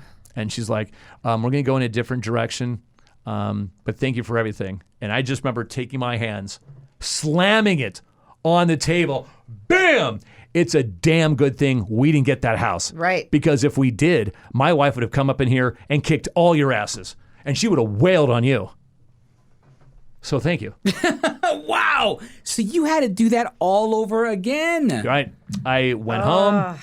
Oh, and as I was leaving, my co-host is walking. What's going on? I'm like, it's not good. That's it. It's not good. I get home, and my wife was there because she had an eye appointment and wasn't going in. I said, do it on paper. They let me go. Oh, my God. She's like, so now what? I guess we're moving again. No, I'm like, well, we certainly can't live in San Jose. Yeah, right. Call my brother. Hey, bro, what's up? Hey, you hiring? Do I look like I'm laughing? And he on the other end is like, no, you got the corporation. Jesus, he's like, what's up with freaking radio companies? Yeah. Why don't they get it? What, are they going with some syndicated crap? Actually, they are going with some syndicated crap. Wow. My God, I should start buying radio stations. You go local wins. What's the matter with these people? Oh my God, yeah, I know your work ethic, bro. Yeah, I know you better than anybody. I got a job for you. If you want to come up here to the Bay Area or you come up here to Washington, absolutely. Done. All right. So that was it. I said, okay, honey, well, start looking for, I guess, work up in Washington. Because at that point, the dream was over. Yeah. It was over. We couldn't stay there on one person's salary because it's so expensive in San Jose. So apparently there was no anti-social media clause because my co-host went off and blasted him on Facebook. So I'm like, oh, okay, I guess I could do the same. Yeah. I didn't blast him. I said, San Jose, thank you so much for the 4 years. It was great. Had a great time. I'm not going to miss your real estate market. And thank you again for letting the Kings win 4 in a row against your Sharks. That was a moment. John DeSantis had Hot 1039, saw that post, and immediately said, we're bringing him back here. Awesome. Wow. So, and he called, and my phone died several times. It died several times because I was hearing from people like Evelyn called and Jesse called to offer condolences, whatever. I finally returned the call the next day. He's like, dude, we want to be the station to bring you home. Yeah. I'm like, I'm done with radio. I'm not going through this ever again. Yeah. And he's like, no, you're done with corporate radio. We're owned by the Davis family. We have room for you. We've already talked about it. We've already got endorsements lined up for you. Are you kidding me with this? Are you serious about this? Yeah. Oh, absolutely serious. Can you come down and have a meeting with us? Sure. And so I tell my wife, hold on, hold the plans. We might be going back home. Really? So I come down and I have a meeting with him at like Lazy Dog Cafe in Rancho Cucamonga. Spotted by a listener, by the way, who posts on my wall, hey, did I just see you at the Lazy Dog? I'm like, son of a bitch, delete. Can't have that up there. Yeah. Everything's on the low. Right? And so we agree. I agree. I come down, meet everybody, and I'm excited. Yeah, I'm coming down here. And even he said, I can't believe this. We tried twice to get you to work our morning show in the 90s, and we're finally going to get you in 2018. That's amazing. I said, it is amazing. Isn't that? Rick Shaw's the program director? Or? At that time it was John DeSantis. Okay, so it was John DeSantis. Okay. Right. Gotcha. And so and he had been there for 20 some odd years. So he was also part of the initial effort to bring me in when I was doing traffic and sports. So it all circles back around. And so I go to start, and I haven't been that nervous to do Hot 1039 that very first time, the Monday after the Thanksgiving holiday. It was like full of life, like rejuvenated. Yeah. Oh my God, I can't believe I'm doing this because a couple months ago, I thought I was done. Yeah. I thought I was going to work in a financial job with my brother. Yeah. And then this offer to come back home, and to this day, I still can't believe I'm actually in the same podcast studio as you. I'm just amazed that I'm still here doing this. It's a homecoming you just belong. You belong here in the IE. You belong. You're from here. You bleed IE. Yeah. I mean, the fact that you would go to car washes and not only just shout them out, but you'd go to the actual car wash says so much about you, and That's says so much amazing. about. I'm telling you, it's authenticity. You bleed IE. Yeah, but I was in a situation to help. I was in a situation where it's $20. Yeah. All right. I don't have any kids. Yeah, but it's I think I got the extra meaning $20 behind it. Well, it's just you understand because you get the calls and you talking to people. You're talking to moms. You're talking to relatives. They're in tears because someone was shot the night before, and they're just trying to gather enough money for a proper send off. Yeah. Is there anything you can do?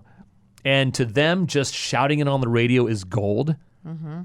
Why just take it to another level? You know, that's all that is. Yeah. And again, if we're in a position to do that, that's something that I think we would do. So mentally though, I feel like that second time around, I would have felt the same way. I would have been like, okay, you know what? I cannot put myself through this again. But I understand that, the second time around, you're like, F this. I'm just going to know how to move on. I'm done. I'm going to have a regular life and a regular job. And it was fun while it lasted. I guess I got to do what I got to do. I got to experience life in the Bay Area. I wasn't like just in Southern California. The thing for me was I was tired of having to tell my wife, you need to quit and move and follow me because she has a freaking master's degree. She's damn good at what she does. Yeah. And now she has to pack up and leave again because of me. So that's why I was like, okay, we'll go to Washington. I got a stable job with my brother. That job's not going anywhere, And then all of a sudden I get this offer to come back down here in 24 hours. Yeah. Wow. Stop It was meant to everything. be. Yeah. We're going back home. I remember calling my dad because after I lost the job, he was one of the calls I made. And I said, yeah, Dad, I'm going to be working. Yeah, I'm going to working with my brother. Oh, so you're going up to Washington? Well, he's got a job in the radio thing. I mean, I ran that for as long as I could. Yeah. And there aren't any, I can't live. There are no more jobs up here in the Bay Area. Yeah. And it's too expensive. We can't live on my wife's salary. Yeah. Can't live on one. So we're going, oh. So the next day I called, hey, Dad, remember that whole thing about Washington? Change of plans. We're coming back to San Bernardino. We're coming back to the IE. Oh, that is awesome, son. That's awesome. Yeah. So I actually lived with him. I lived in his living room for about a month and a half while my wife was still transitioning with the dogs to bring them back down to the so Inland similar. Empire. It's like Yeah. I'm doing the same thing, living with Yeah. my dad, except it's not a month and a half. It's like more like a decade and a half. Partly thanks to COVID, but But this is nice. I didn't have this in my Yeah. dad's living room. That's for damn sure. But it's so good. Jeff, it is so good to have you here in the IE again. It's good for, I know it's good for you, but I mean, it's good for me. I mean, it's good for I've always been, before I met you, a true legitimate fan of you. And to work with you was obviously a privilege, but then growing with you and see, apart and then back together again here in the IE, it's like, oh my God, it's like, I feel safe. I feel good. It's, I don't know. It's right. It's right. You have no idea how much of a fan I was of yours. Like on a Sunday morning, I go to pump gas and I'm listening to your top 30 countdown. Yeah. That was so well done and so well produced. And then the first time I heard you filling in for JoJo on Kiss FM, that was a rush. I remember setting my clock. I'm ready to go to bed. Oh, wait, he's on. Let me listen. I'm listening to some songs, and then you came on, and I was genuinely excited. I'm like, that's one of us. One of us is on Kiss FM. That's like the coolest thing. Thank you, Jeff. I appreciate that. It does go both ways. I mean, you were living the life, and we're out here, the rest of the, here in the Inland Empire, saying, look at him go. So, Was it all worth it?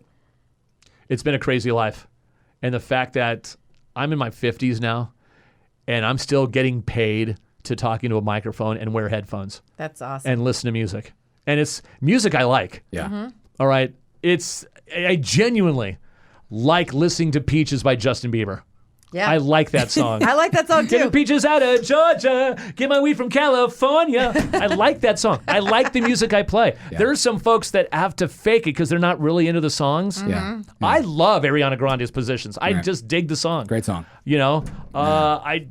Everything we play. Yeah. I'm down with our music director Sabrina Ruiz. Totally gets it. Yep. She's writing the demo. She loves the music, Yeah. and it flows, and it just shows. And I love having listeners come on the air and just talk about whatever. And we have certain listeners that know that they're also part of the show, and they can call. And these are listeners that I had back in 99.1. They've followed me over to Hot 103.9. So you're having a good time. You're having a good time. I love it. Back here in the IE again, huh? I love it. And So even now, just driving here to get to your place, I'm like, damn, I'm on the 210 freeway. I miss this. I so freaking miss And this. thank you for coming, Jeff. Because I know you wake up super early. But are you sports announcing? So what happened with that? Are you doing that still? Or Well, here's the thing. Obviously, I was still being brought down on weekends when I was living up there to do do it, yes. to do the rain. I would do weekend games, whatever. Well, the rain then obviously they went through a management change, and so one guy's like, wait, so we're bringing in someone from San Jose? Yeah, but he's really good, and he can sing the anthem, he can do all this other stuff, and he's really good on the microphones. The fans love him. Okay. So I'm doing a game, and I remember I had to call it a winning ticket for like $100, and you get a free suite at an upcoming rain game. And the ticket number was U1257. All right, ladies and gentlemen, it is now time to see who wins $100 and a suite at a future rain game. Get out your blue tickets. We're looking for you as in urethra. 12557. Right? And there was some laughter in the crowd, right? And so after the game was over, and I was ready to go out because I'm only here for the weekend. Yeah. And one of the workers was like, hey, he wants to see you after the game. Is that possible? Yeah, that's possible. All right, so I go in there. I'm waiting. How long is this going to take? Guy comes in. What the hell was that? Urethra? 12152. I can't believe you said urethra. Why? It starts with the letter U. That was the ticket. We have children here. We have children here because they know what a urethra is. Are you kidding me? I have no idea what that is. Half that crowd didn't know what urethra was. That's why the ones who got it, they laughed because they're like, urethra, you don't get it. who's this guy having the meeting with you? Some dude, some stiff named Al. He's like, well, Was he new? yeah, that was his first year. Oh, okay. He's like, well, the president didn't like it. I'm like, that's doubtful. That's really doubtful. Anyway, and wait, we don't like you going out there and skating during the intermission. What? Well, because they had a thing where you would throw pucks onto the ice. Yeah. And I would just lace up my skates, and I would go out there with my microphone, and I'd talk to the fans and give shout-outs. All right, let's see. The winner of a car wash, get out. It's puck 1578. 1578. Toss that to a worker, and I would just, that's what I did. Wow. And he's like, I can't believe you could have fallen and gotten yourself hurt. Yeah. Yeah. And the building could have collapsed, and then everyone would have gotten hurt. I could have gotten hit in the face with a puck. I could have gotten in a fight.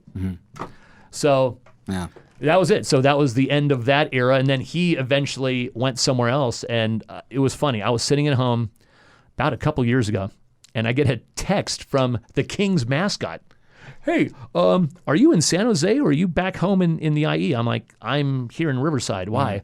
Can you announce the game tonight? Guy called in sick. Wow. Yeah, sure. I'll come and do the game. I go walking in. Hey, Jeff Bowe, he's back. And I go to get my perch, and fans, hey, can I take a picture? Hey, sure, Jeff Bowe, I can't believe you're back. And it was such a rush. God. So that was fun. so That's cool. awesome. Awesome. They might, I mean, I know COVID, I wasn't doing any games anyway. I did do the one time. Yeah. But the normal Kings announcer, and he was doing the rain, Kings didn't bring him back. So now there's an opening. So some season ticket holders that said, hey, Jeff Pope's available. You know, he can do the games again. So I don't know. This is a weird business. Anything is possible. Full circle is Jeff Pope in the IE doing sports announcing, and we have to come around more often and do lunch or something because it's good to see you. I know the times that I have come down, and we did lunch a couple times. I remember you, I, and Jesse. Yeah. We ended up doing like at Boston's. Yep. And that was so much fun. It was like we're almost literally a family from our 99-1 glory days. Yeah. Where we built a bond that we're going to keep forever. One time, Mike Medina at 99.1 was pretending to be Arnold Schwarzenegger in commercials, and we got a cease and desist from the Terminator. Oh my gosh. So that was exciting. Talent. He was talent.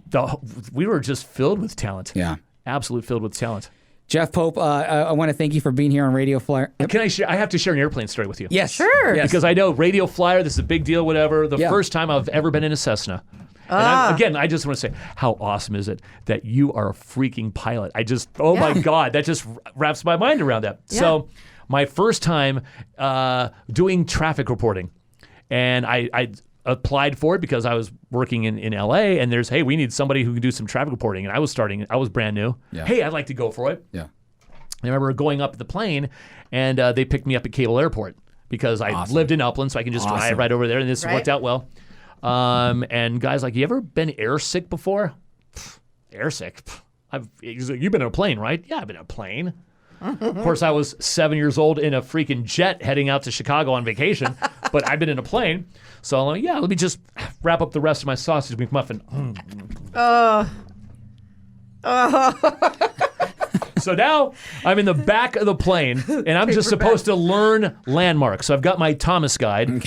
So he's looking down. Right. So I'm like, all right, okay, Cloverleaf. Okay, that's way up there. Okay, so I'm La Brea, and all of a sudden, You're reading, you're looking down, and you just ate. and I'm still looking, and all of a sudden, A McMuffin. okay, here it comes. It's coming. Oh. So I've got pilot, I've got the traffic anchor there, I'm here, the machine and everything is here. Oh, God.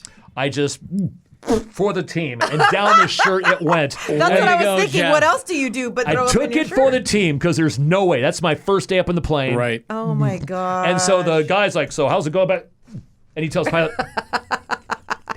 And so he quick and drops me off right back at Cable from whence I came, and I'm covered in bile. Oh, my God. I get out of the plane. Geez, sorry about that. Oh, let's get that cleaned up. I'm glad you took the most of that, Jeff. No problem. And I'm just a mess. You okay? Yeah, my girlfriend's parents they lived off of 15th in San Antonio, so it was kind of close to perfect. Cable Yeah. Airport. I remember walking, I'm like, just... Holding it underneath. It's all over. It's on my pants now. Yeah. The shirt is ruined. It's down my pants, and I knock on the door, and my future mother-in-law, I mean, she doesn't know she's going to be my future mother-in-law. She's like, Jeff, what happened to you? I threw up all over myself. I was up in the plane, and it was my first time, and it was a learning and I freaking throw up. Oh, my Here, gosh. take a shower. I'm sure Sarah has something you can wear. which she did. She had like these big hockey shirts that she liked to wear. Awesome. So I basically wore some of that, and I learned, okay, Oh my God. do not eat before flying. Do not. And then Dramamine if I have to. And one of my favorites. So after that whole mess, I still remember flying over Malibu one time, and I could see a fire broke out like south of the 101. Hey, Jeff, can you go check out that fire? Yeah, sure. Oh, wow. And the wind is like starting to blow. So the pilot said, we're going to have to land this pretty soon. Yeah. And the anchor for KNX was like, where do you think that fire could possibly head? Honestly, the ocean.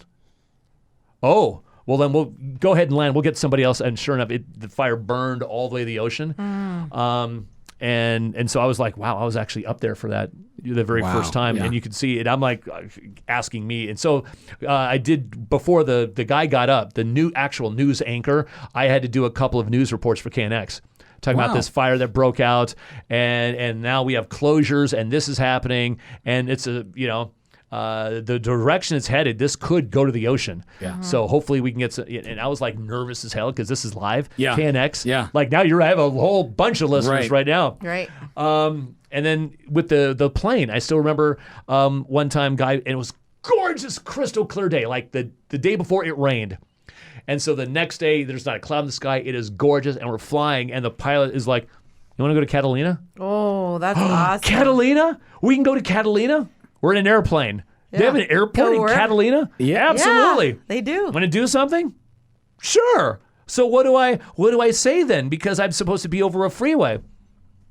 Tell them there was a stall on the eastbound side of the 10. It's been cleared, but you're still backed up to La Brea. Okay. And then if anything, they're slowing on the 5 heading to the East LA interchange. Yeah. Cool. All right. So that's normal. Yeah. it's normal. And it was gorgeous. I mean, Yeah. we're flying and you can see the buffalo. Yep. And we land Sky in the High Airport, and he just soak it all in, kid. You literally soak this all in. Yeah. You're like in a very rare position. You just flew to Catalina Island on a private plane. What a life, huh? What a life. Wow. It was just, I can't tell you how gorgeous that was.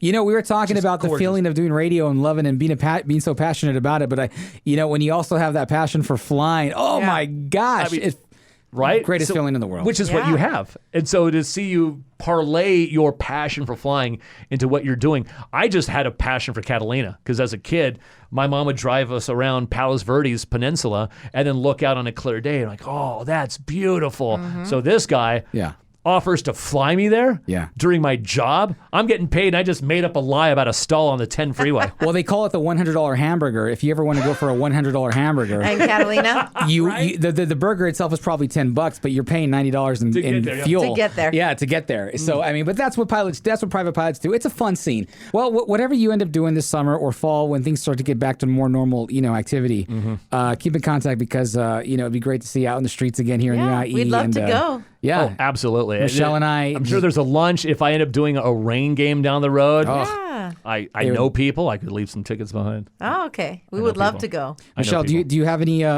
questions for Jeff Pope before we end tonight's podcast with the Popester? I mean, I think we covered a lot.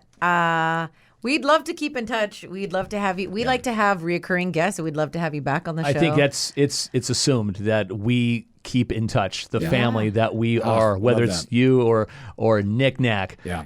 I mean, just these are people that I still communicate with on the daily. I live close to Evelyn. I'm going to her daughter's graduation party in a couple that's weekends. great. That's awesome. And I do want to say that I think it's great that you guys have that relationship, and I'm so happy to meet you guys because I hear so much about each and every one of you, and everyone's a different story. And I like hearing it from you, of course, but he's told me stories about every single person.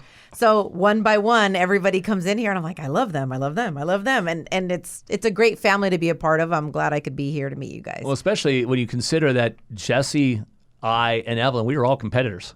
Right. We are all competitors Yep. on different radio stations at the same time, and yet we're best of friends.